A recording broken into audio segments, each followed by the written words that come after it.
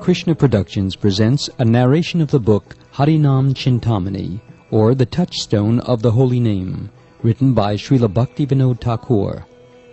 Harinama Cintamani was translated from Bengali verse into English prose by His Holiness Bhanu Swami, a devotee of the International Society for Krishna Consciousness, and also published by him.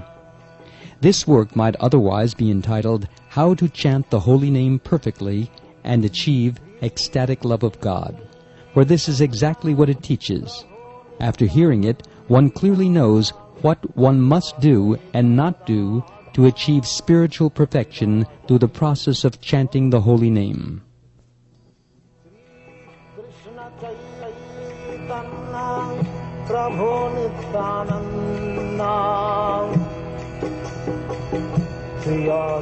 Srila Bhaktivinoda Thakur was born in West Bengal, India, on September 2nd, 1838, and departed from this world on June 23rd, 1914.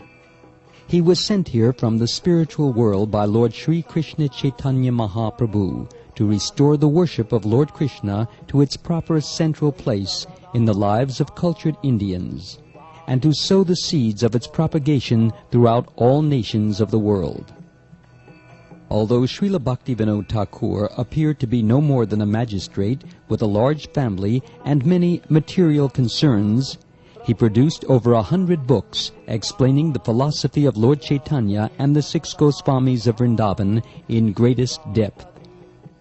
In his songs and poems, he described his states of ecstatic emotion and realization, which the acharyas in our line of disciplic succession have confirmed to be pure expressions of the highest understanding of love of Godhead and non-different from the vibration of Vedic literature.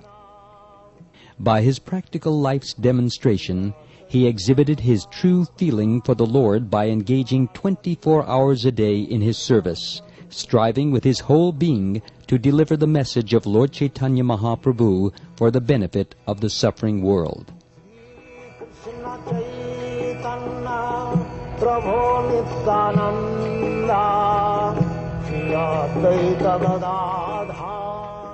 However, it was through the indomitable efforts of His Divine Grace, S.Bhaktivinoda Swami Prabhupada, who founded the Worldwide International Society for Krishna Consciousness and wrote and published numerous Vaishnava literatures, that Srila Bhaktivinoda Thakur's desire was fulfilled.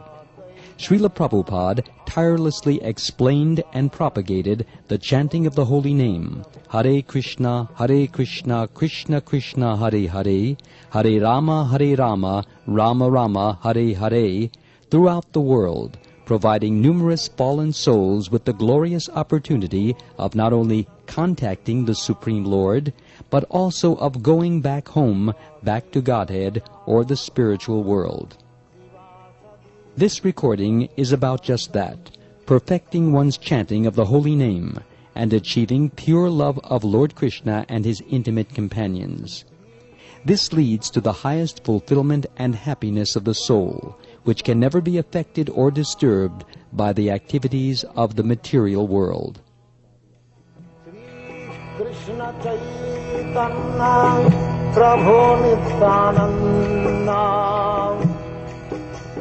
And now I, Amala Bhaktadas, offer my humble obeisances to my spiritual master, His Divine Grace, A.C. Bhaktivedanta Swami Prabhupada, who is very dear to Lord Krishna, having taken shelter at his lotus feet, and pray that he may enable me to narrate this work in such a way that whoever hears it may feel inspired and enlivened enough to want to perfect his or her chanting of the Lord's holy name. And now Chapter 1, Glories of the Holy Name. Sri Krishna Chaitanya Prabhu Nityananda. All glories to Gadadhara and Gauranga, to the life of Janava, Nityananda Prabhu. All glories to Sita and Advaita, to Srivas and all the devotees.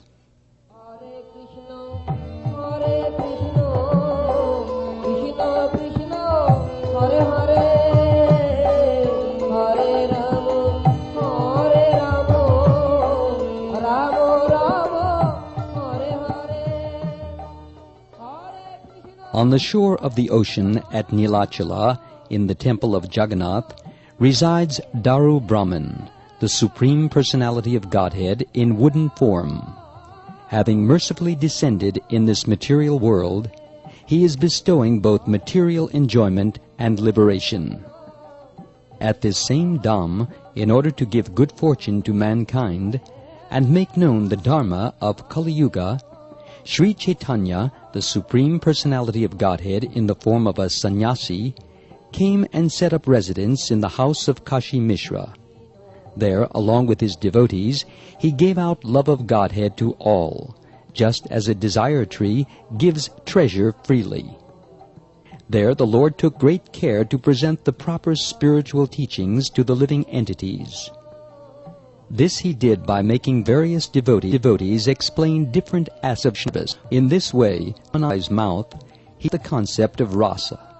Through the Sarvabhauma, he taught the real principle of liberation. Through Rupaswami in Vrindavan, he taught the details of ras, and through the mouth of Haridas, he taught the full glories of the holy name.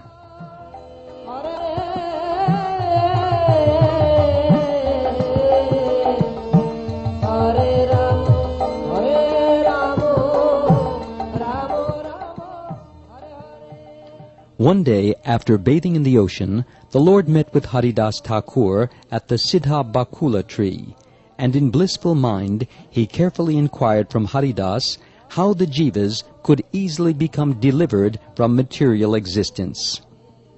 Grasping the Lord's feet, Haridas's body shivered, and tears poured from his eyes. In great humility he spoke, "O Lord, your Leela is very deep. I have absolutely nothing. I have nothing. Your lotus feet are my only possession. For no good reason have you asked this question to such an unfit person as I. What can the result be? O Lord, you are Krishna himself, who has this time descended in Navadvip Dham to deliver the jivas of Kali Yuga. There you mercifully display your pastimes. If you kindly put those pastimes within my heart, I will be happy. It is by your great mercy that you have revealed your unlimited name, qualities, form, and pastimes in the material world, so that even low rascals such as I can taste them. You are the spiritual sun. I am the particle of its light. You are the Lord. I am your eternal servant. The nectar of your lotus feet is my wealth of happiness. My hope rests in the nectar of your name. As I am such a low person, how do I know what to say, O Lord and Master? Still, I must obey your order. What comes from my mouth I will happily present to you, not considering the faults."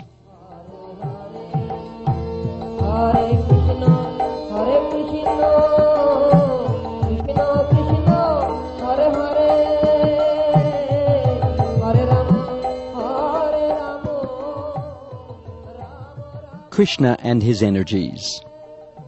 The Supreme Person, who is completely independent and free to act according to his desire, is Sri Krishna.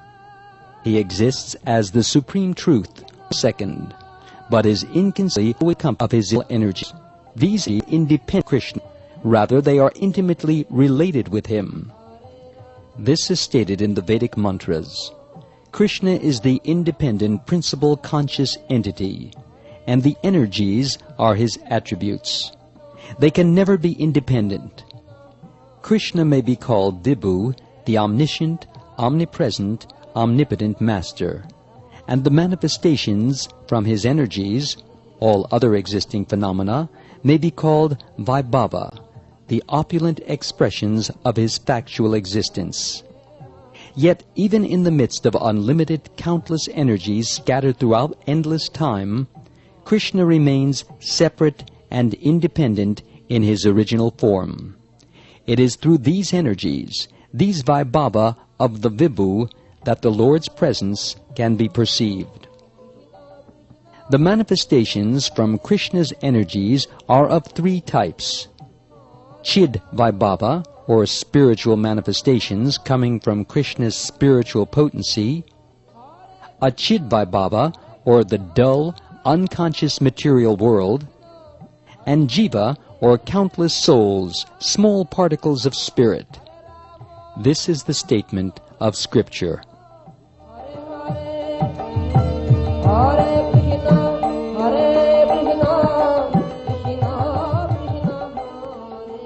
Chidvaibhava, spiritual manifestation. The Chidvaibhava consists of Krishna's abodes, such as the unlimited number of Vaikuntha planets. Krishna's unlimited names, such as Govinda, Hare, etc. Krishna's unlimited names, such as the two-handed form holding the flute. Krishna's extraordinary qualities, such as affectionately giving bliss to his devotees. Krishna's pastimes, such as the Ras Leela of Vraja and the Sankirtan activities of Navadvip. Even though these spiritual manifestations may descend into the material world and be visible or perceivable by the living entities, they remain spiritually untouched by material influence. All these elements intimately related to Vishnu or Krishna are called Vishnupad throughout the Vedas. The word denotes that the Chidvaibhava are inseparable from the Lord himself. The spiritual phenomena are inseparable from the prime spiritual entity. Therefore, in the spiritual realm of Vishnupad, the changes which occur due to the influences of the material energy are not present. That realm is transcendental to material change, and like Lord Vishnu himself, is pure goodness, unmixed with passion or ignorance in the least, unlike the condition of the material world. Krishna and the plenary Vishnu expansions are all of pure goodness. Thus, whether in Goloka, Vaikuntha, the causal ocean, or the material world, these personalities remain unaffected, as the Lord of all the demigods and the Lord of Maya. Vishnu forms are the lords of Maya, and are in pure goodness, whereas Brahma, Shiva, etc. possess goodness mixed with other modes.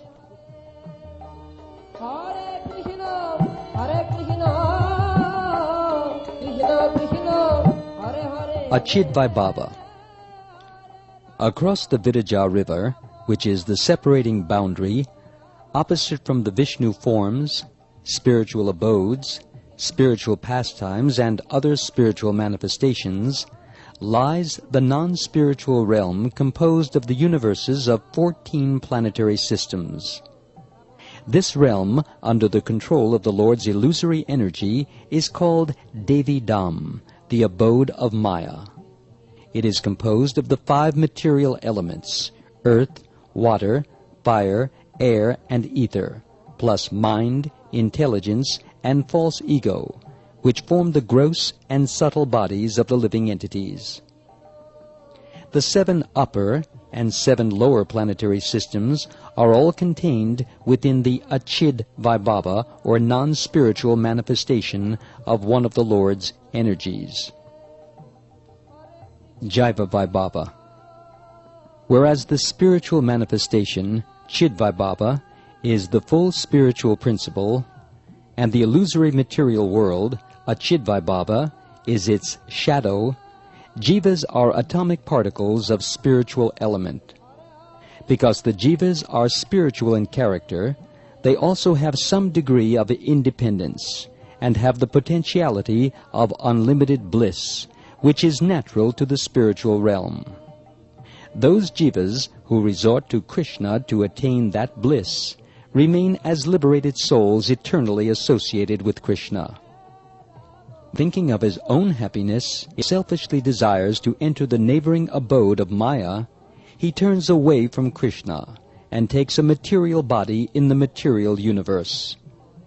Having fallen into the revolving wheel of continuous activities, good or bad, with their results, the jiva wanders throughout the universe, sometimes in Svarga, sometimes in hell, taking birth with a material body to enjoy life in all the 8,400,000 species of beings.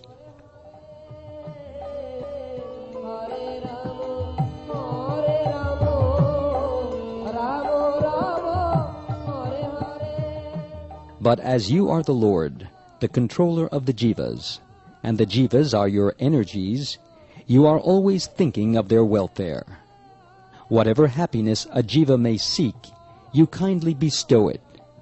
Therefore, one who desires impermanent happiness in the material world achieves it without difficulty by the Lord's mercy.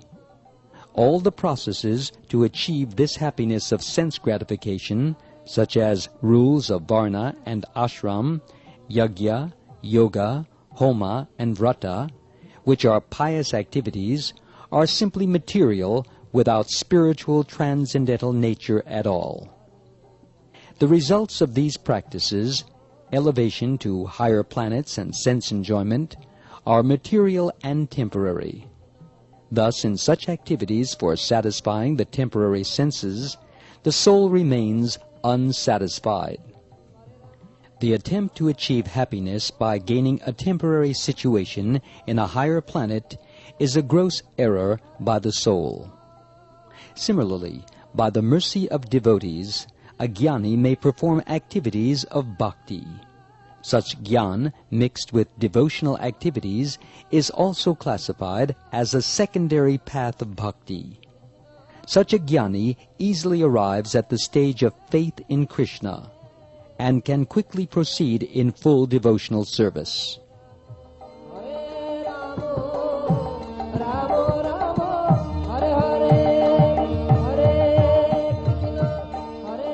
The servant jivas, desiring the trifling fruits in the hell of the material world, reject their master, but Krishna, knowing what is best for their welfare, forces them to give up the enjoyment or bhukti resulting from fruitive activities, karma, and the liberation, mukti, resulting from speculative endeavors, or jnana, and at last bestows the sweet fruit of devotion to Krishna, or bhakti. It is only the mercy of the Lord, who is made of pure mercy, that he puts the jivas on a secondary path which lets the jiva fulfill his material desire for some time, but simultaneously gives him faith in the process of bhakti. If it were not for the mercy of the Lord, how could the living entities ever become pure and enter their position of happiness in the spiritual realm? In the Satya Yuga, the Lord supplied the process of meditation, by which the rishis became purified. Attaining purification, the Lord gave the treasure of bhakti. Similarly, in the Treta Yuga, the Lord arranged for purification by performance of sacrifices. And in Dvapara Yuga, the Lord gave temple worship for purification, as paths leading to bhakti. But seeing the pitiful jivas in the Kali Yuga, the Lord gave up hope in the process of karma, jnana, and yoga. In Kali Yuga, such troubles as short life, many diseases, decreased intelligence and strength, afflict all jivas. Therefore, the secondary paths of karma and jnana, the practices of varnashram, sankhya, yoga, and jnana, mixed with a little devotional activity, are too narrow and obstructive. The only result in Kali Yuga of these paths is deviation from the path of bhakti. Thus, if one takes to these paths in hope of success in the Kali Yuga, life will simply become difficult for the jivas.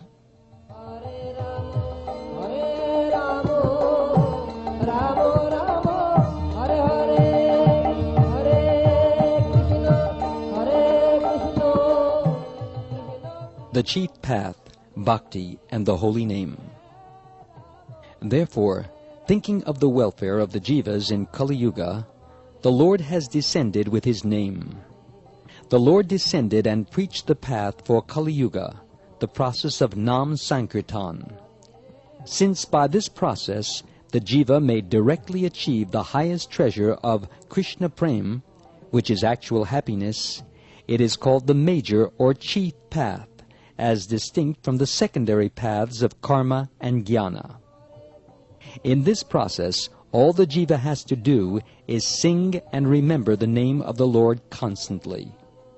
When the impure Jiva takes up the process of bhakti for his purification, he is performing sadhana bhakti, or devotional service in practice.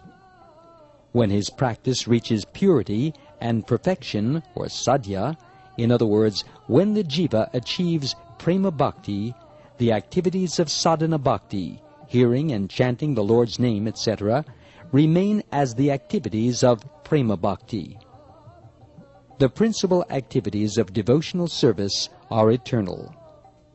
At the perfectional stage of prema, the means, sadhana, and the end, sadhya, or the method, upaya, and what is to be attained by the method, upeya, become non-different.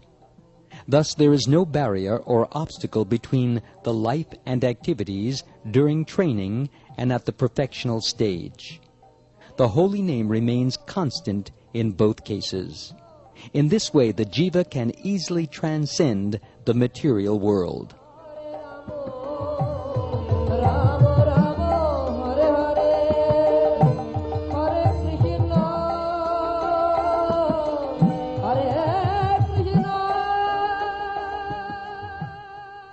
Haridas continued, I am just a fallen, low person, so much absorbed in sense objects.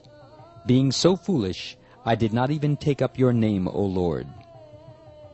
With tears flowing incessantly from his eyes, Haridas, the incarnation of Brahma, fell breathless at the Lord's feet.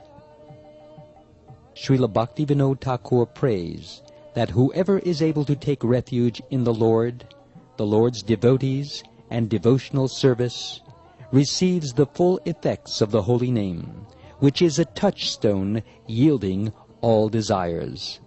At that time, the name becomes the center of his existence.